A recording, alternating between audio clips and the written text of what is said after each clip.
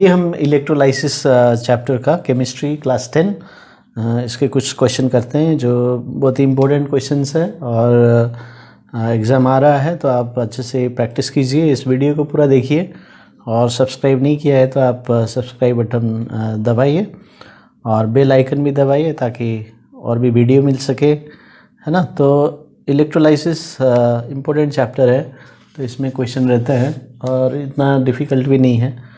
तो इसमें पहला क्वेश्चन है, right the equation of reactions taking place at the two electrodes during electrolysis of acidified copper sulphate solution with copper electrodes.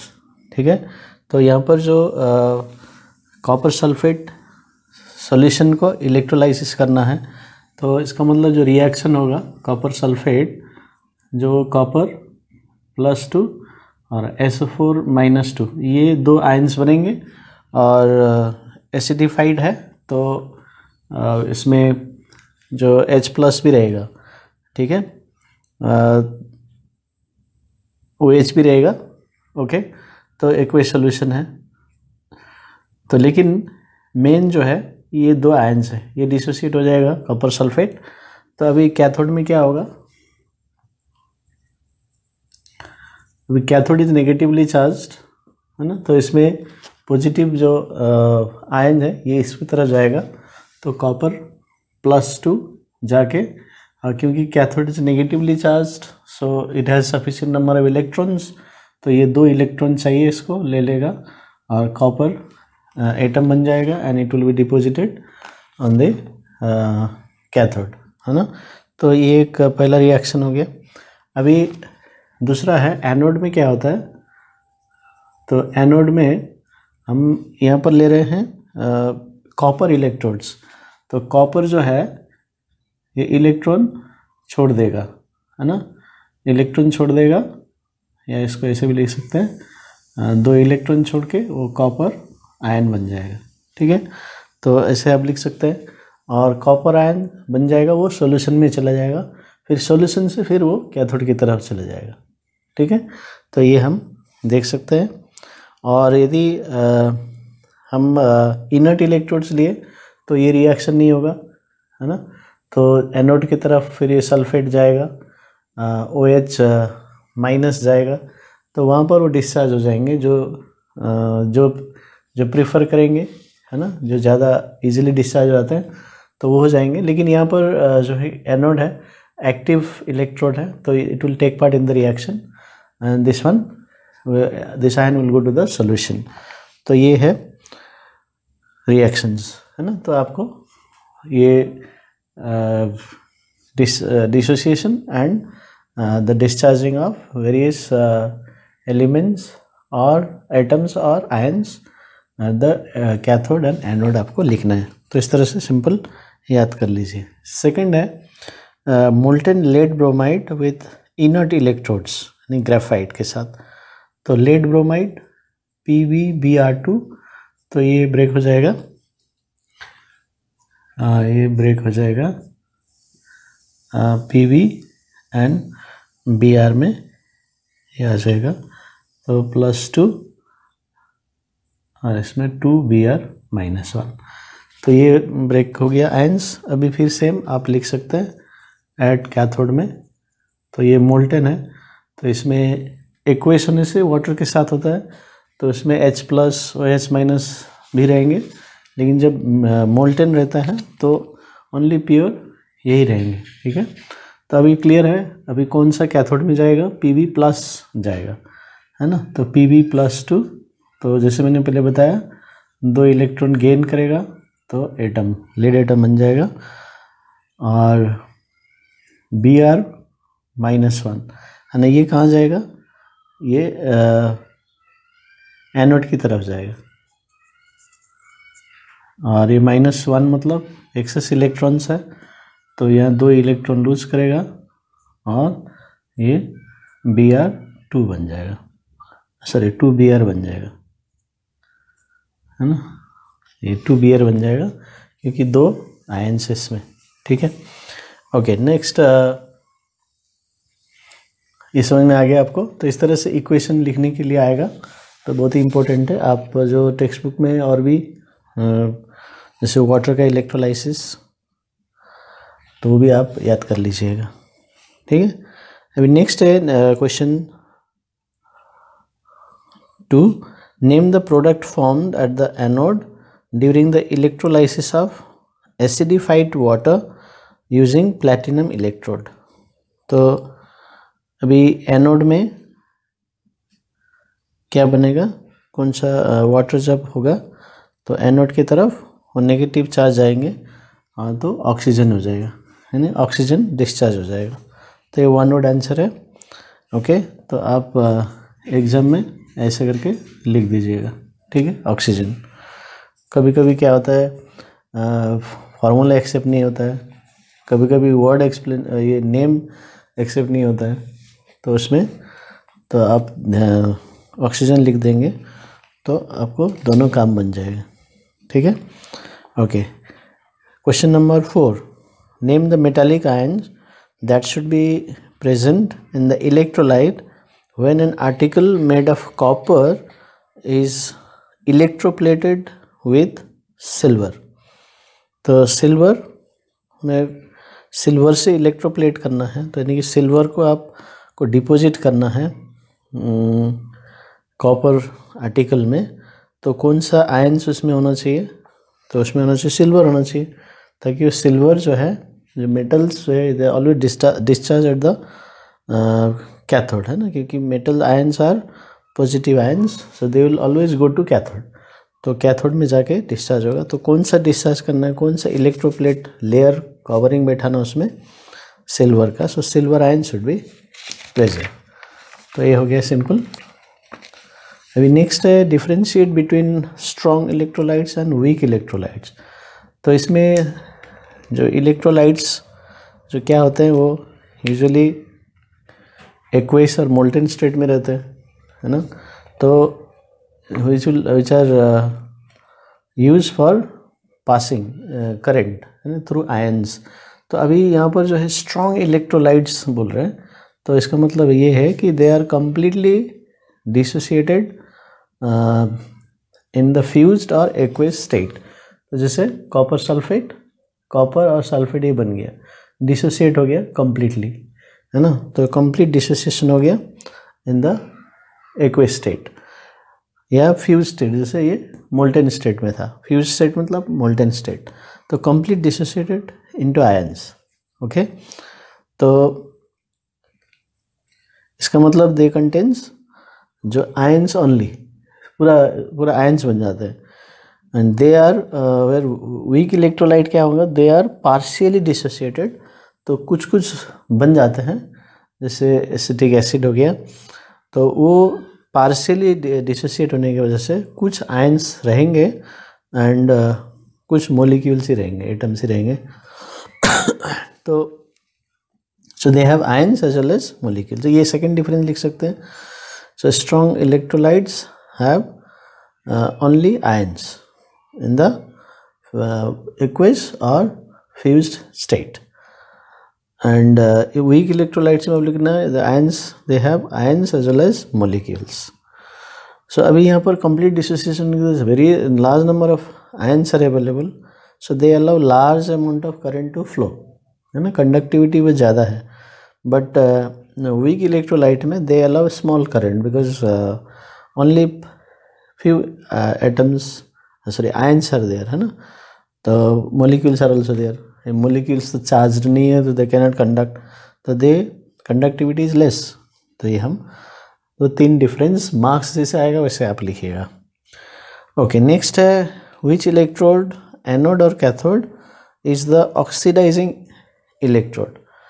तो ये आपको लिखना है एनोड, क्योंकि एनोड में क्या होता है, इलेक्ट्रॉन लॉस होता है, loss of electron is oxidising, है ना, तो इसलिए anions lose electrons at anode, तो इसलिए तो क्या हो जाता है, वो एनोड एक्ट्स होता है ऑक्सीडाइजिंग इलेक्ट्रोड। तो ये आप समझ सकते हैं। नेक्स्ट है right the chemical equations for the processes at the anode and cathode during the electrolytic purification of impure copper. अभी एप्लीकेशन ऑफ इलेक्ट्रोलाइसिस है, तो इसमें प्यूरिफिकेशन करना है, यानी कि जो एटम बाय एटम हम सेपरेट कर देंगे तो उसका जो इम्प्योरिटीज़ है वो सेपरेट हो जाएगा, है ना। तो वो हम इक्वेशन लिखना है। तो अभी कैथोड में क्या होगा, तो कैथोड में यही होगा, सेम रिएक्शंस आपको आ जाएंगे, यही दो रिएक्शन आपको लिखना है। अब जब प्यूरिफिकेशन का बात होता है तो जो प्यूरिफाइड एटम है वो कैथोड में डिपॉजिट होगा, क्योंकि metals are always discharge at cathode. ये पॉइंट याद कर लीजिए, क्योंकि they have positive ions, metals है पॉजिटिव आयंस, तो ये हमेशा कैथोड की तरफ जाएंगे। ये इंपॉर्टेंट पॉइंट है। अभी ये जाके डिपॉजिट हो जा रहा है, ठीक है। तो ये इम्प्योरिटीज से जाएगा प्योर की तरफ। तो इसलिए जो इम्प्योर सैंपल है उसको हम क्या बनाएंगे, एनोड बनाएंगे, और प्योर जो होगा उससे कैथोड बनाएंगे, और प्योर में जाके जो एटम बाय एटम हो डिपॉजिट होता जाएगा, then we get the purified copper. तो ये इस तरह से आपको समझना है। एक्स्ट्रा क्वेश्चन दूसरा है, an aqueous solution of sodium chloride conducts electricity but when it is in solid state it doesn't conduct.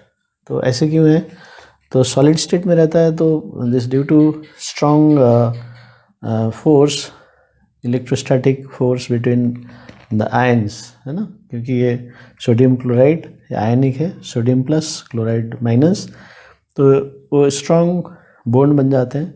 So they do not have जो फ्री आयंस, तो they do not conduct. But when you put in water then this जो sodium और chloride ion separate हो जाते हैं, then they become mobile,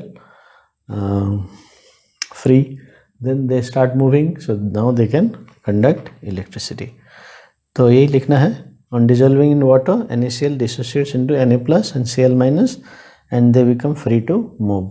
तो ये आपका आंसर है। ओके, नेक्स्ट है differentiate between electrical conductivity of copper sulphate solution and copper metal. तो क्या डिफरेंस है इसमें, तो ये डिफरेंस है कि conductivity copper sulphate solution, so here उसमें लिखनी है आपको current flows due to the flow of ions, तो आयंस फ्लो करते हैं, लेकिन कॉपर में current flows due to the flow of electrons. तो ये पहला पॉइंट है। फिर सेकंड है, in copper sulphate solution it undergoes chemical change during the conductivity, but where copper wire doesn't change chemically, or you can say chemical change does not take place in the copper wire, copper metal. Okay, तो ये आप 2 point लिख सकते हैं। अभी next question और important है, आप देखिए, mister X wants to electroplate his keychain with nickel to prevent rusting. ठीक है, तो अभी आपको इलेक्ट्रोप्लेटिंग का क्वेश्चन आ गया फिर से। तो नेम द इलेक्ट्रोलाइट। तो इलेक्ट्रोलाइट आपको इसमें निकल सल्फेट ले सकते हैं, एसिडिफाइड विद सल्फ्यूरिक एसिड, तो निकल सल्फेट डायरेक्ट, या निकल एमोनियम सल्फेट भी ले सकते हैं। तो दोनों में से एक लिखिए, इजी वाला है निकल सल्फेट, लिख सकते हैं। नेक्स्ट है नेम द कैथोड। अभी जब इलेक्ट्रोप्लेटिंग होता है तो जिसको प्लेट करना है वो हमेशा कैथोड में होगा। The article to be plated should be in cathode. क्यों? क्योंकि आपको मेटल प्लेट करना है, नहीं मेटल का लेयर बैठाना ऊपर में, तो मेटल आयंस कहाँ डिपॉजिट होते हैं? कैथोड में, तो जाके वहाँ डिपॉजिट हो जाएंगे। तो की चेन को आपने कैथोड बनाया, नेगेटिव पोलैरिटी से जोड़ दिया, तो वो कैथोड बन जाएगा। देन दैट विल बी, और द निकल विल बी, निकल एटम्स विल बी डिपॉजिटेड। तो ये आप याद रख लीजिए। Name the anode. अभी एनोड क्या है? एनोड से आपको जैसे यहाँ पर, जैसे एनोड में देखिए कॉपर आयंस बन जा रहा है, तो वैसे ही निकल, जो निकल प्लेट को, ये प्लेट ऑफ प्योर निकल आप लिख लीजिए। नेम द एनोड बोलने से प्योर प्लेट ऑफ प्योर निकल। तो इसमें एनोड को लेना है, क्योंकि एनोड क्या करेगा, निकल का एनोड क्या करेगा, निकल जो एटम है वो चेंज हो जाएंगे आयंस में, ऐसे फिर सॉल्यूशन में जाएगा और सॉल्यूशन से फिर वो की चेन की तरफ जाएगा। और ऑलरेडी हम फिर इलेक्ट्रोलाइट में भी हम निकल सल्फेट ले रहे हैं, वहाँ भी सफिशिएंट आयंस है। एटम एनोड से भी हम क्या कर रहे हैं, भेज रहे हैं और आयंस भेज रहे हैं, तो प्रोसेस शुड बी फास्टर, है ना। तो ये है तरीका। इसलिए एनोड को जिससे आपको जिस मेटल को आप इलेक्ट्रोप्लेट करना है, जिसको डिपॉजिट करना है, वही लेना है। और कैथोड जिसको इलेक्ट्रोप्लेट करना वो आर्टिकल लेना है, ठीक है। Okay, so give the reactions at electrodes. तो इलेक्ट्रोड्स में अभी आयंस क्या क्या अवेलेबल है, तो आयंस है निकल +2, है ना, निकल +2 ये आयंस है। और SO4 निकल सल्फेट लिया है आपने, ये आयंस है। और उधर एसिडिफाइड है तो हाइड्रोजन भी है H+। ओके, तो अभी क्या करेंगे, ये जाएगा, ये निकल जाएगा +2, ये 2 इलेक्ट्रॉन ले लेगा, ठीक है, 2 इलेक्ट्रॉन लेके ये आ जाएगा निकल, तो ये डिपॉजिट हो जाएगा। तो ये आ गया आपको कैथोड में। तो ऐसे आपको प्रैक्टिस कर लीजिए, ऐसे लिखना है कैथोड में कौन सा रिएक्शन और एनोड में कौन सा रिएक्शन। अब एनोड में क्या कर रहे हैं हम, फिर मेटल ही ले रहे हैं, है ना। तो ये एक्टिव मेटल, तो it will take part, so it will lose 2 electron and change into nickel +2 and this will go to the solution, from solution it will go to the keychain article to be plated. तो इस तरह से process fast होगा और अच्छे से ये बनेगा, ठीक है। ओके, अभी next name the ions present in the electrolyte, तो वो सब मैं लिख दिया। ओके, नेक्स्ट है जैसे यहाँ पर Ni+2 भी जाएगा, H+ भी जाएगा, है ना। तो कौन सा डिपॉजिट होगा, तो उसका एक इलेक्ट्रोकेमिकल सीरीज़ है, वो आपको थोड़ा याद रखना है, ठीक है, वो याद रखना है। उसके बाद आपको जो प्रेफरेंशियल जो डिपोजिशन होगा तो वो डिपोजिट Ni वो डिपोजिट होगा, तो ये आपको इस तरह से याद रखना। नेक्स्ट है the blue colour of the copper sulphate remains unchanged during the electrolysis during its electrolysis using copper electrode but colour fades with platinum electrode. तो अभी कॉपर सल्फेट को यदि यहाँ पर जो पहला क्वेश्चन है, तो इसमें यदि हम कॉपर इलेक्ट्रोड लेके किया हमने, तो इसका कलर जैसे ब्लू होता है ना, तो ब्लू आस्ते आस्ते फेड हो जाएगा विथ प्लेटिनम इलेक्ट्रोड।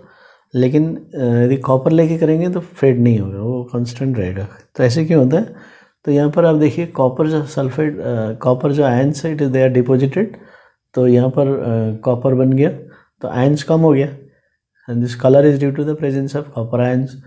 तो अभी आयंस कम हो गया, लेकिन the anode the active anode that is copper anode will lose electrons to form ये कॉपर आयंस। तो जितना वहाँ डिपोजिट हो रहा है इधर से भी ये दे रहा है, तो बराबर हो रहे हैं, तो एक डिपोजिट हो रहा है एक निकल रहा है, तो ऐसे सो कांस्टेंट रहेगा। So for every copper ion reduced at anode, है ना, reduced at cathode, 1 copper +2 a copper ion is produced at anode due to oxidation। तो ये हो गया। अभी इसी को यदि हम प्लेटिनम ले लेंगे तो ये वाला पार्ट नहीं होगा, तो ये तो जाके डिपॉजिट होगा क्योंकि कॉपर सल्फेट है, कॉपर आयन्स अवेलेबल है, ये जाके डिपॉजिट होगा। लेकिन एनोड से कोई कुछ भी एक्स्ट्रा जो है वो आयन्स सॉल्यूशन में नहीं आ रहा है, तो यानी कि सॉल्यूशन वाले जो कॉपर आयन्स है वो डिपोजिट होते जा रहे हैं, so there is the reduction in the number of copper ions, so that's why the color will fade। तो ये आप आंसर है। Thank you for watching my video.